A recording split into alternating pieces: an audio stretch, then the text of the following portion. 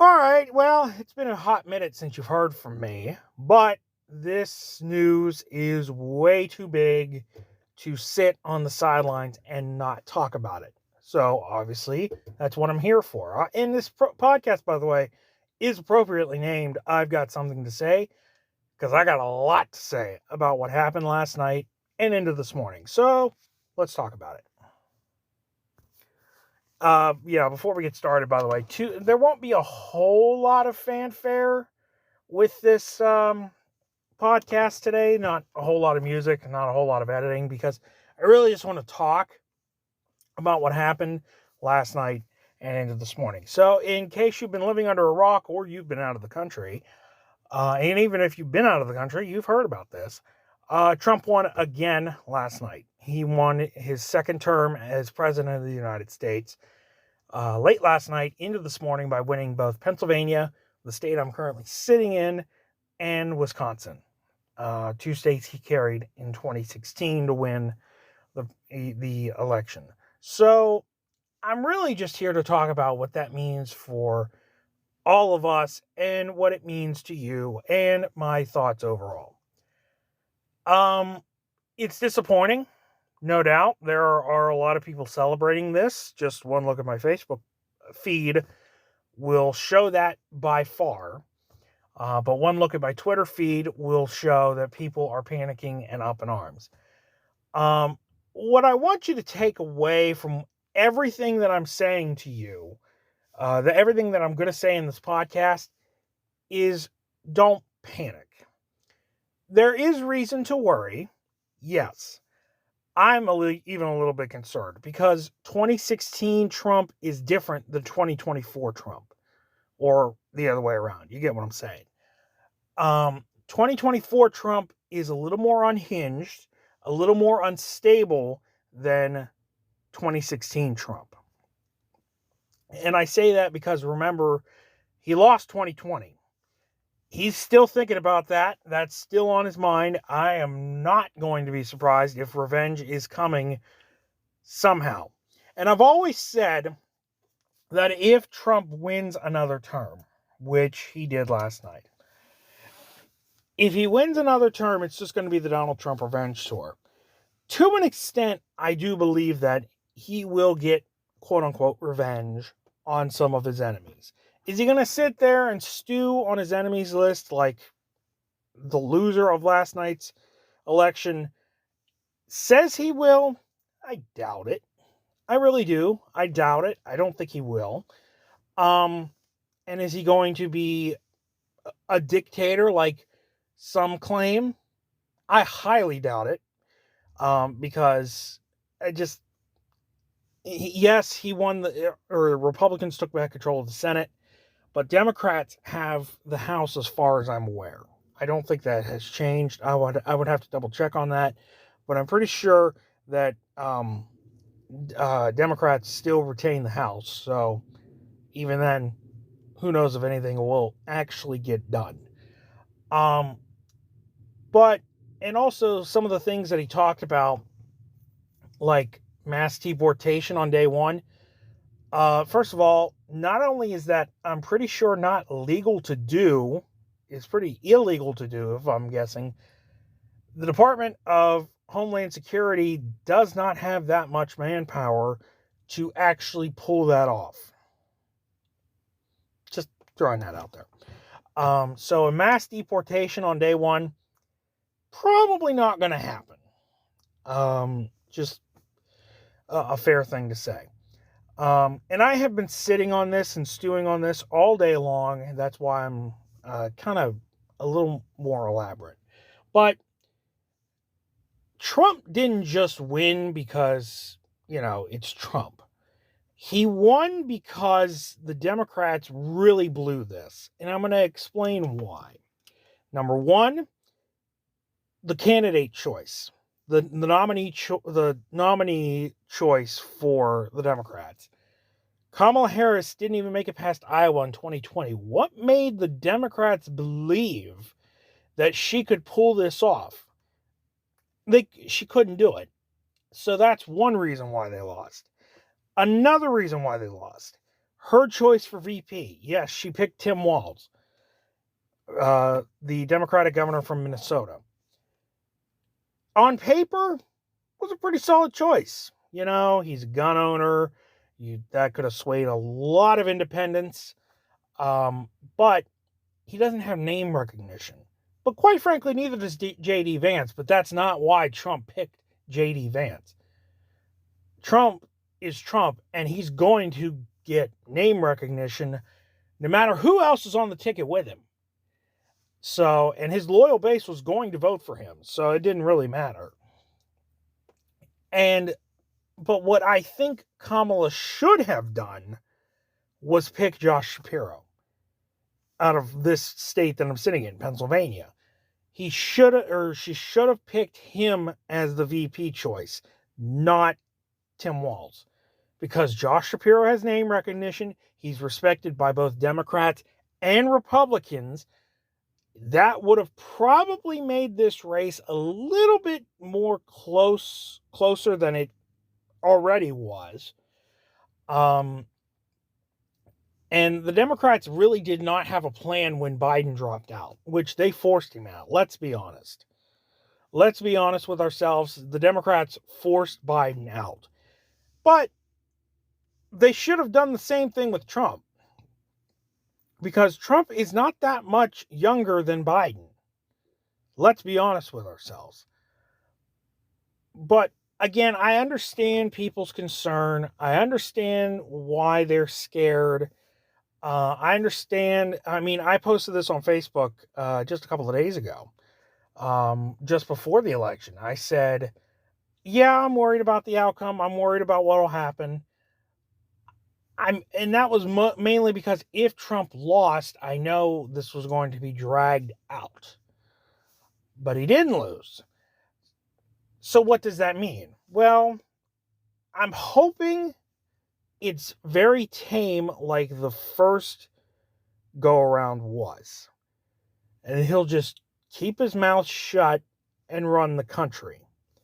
That's what I'm hoping for. I don't think that's what we're going to get. Like I said, he's more unhinged now than he was in 2016 when he won. He's more unstable than he was in 2016 when he won. Again, we went through all that in 2020 with COVID, and he lost in 2020. So that makes him a little more uneasy. That's what makes me worried. That's what makes other people scared. And I understand they're scared, but like I said, I want the overwhelming message here to be, don't panic. Don't panic. That's what I want the message to be here. Yes, this could go either really good or this can go really bad. It can go one of two ways. There's no in between. But I just don't think it's going to be as bad as people make it out to be. Yes, Trump is Trump. He does what he does. He doesn't follow a rule book. He doesn't listen to anybody. He does whatever the frig is on his mind. If he's thinking it, he does it. If he's thinking it, he says it. So he's not going to, and I hear people, by the way, talk about this 2025, this Project 2025. First of all, he has said many, many, many times, even on the debate stage, he's got nothing to do with that. And he doesn't.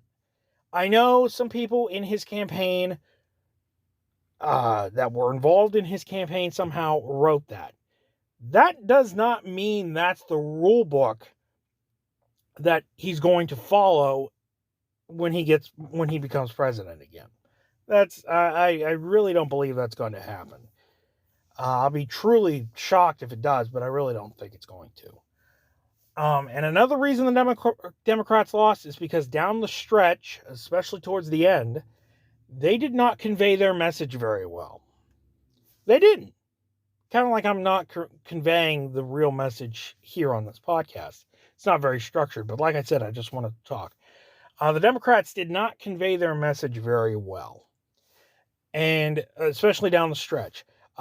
She made her attacks towards Trump even more clearer and a little more frequent than he did on her. And he basically asked one question, and that helped him win, along with the Democrats kind of imploding.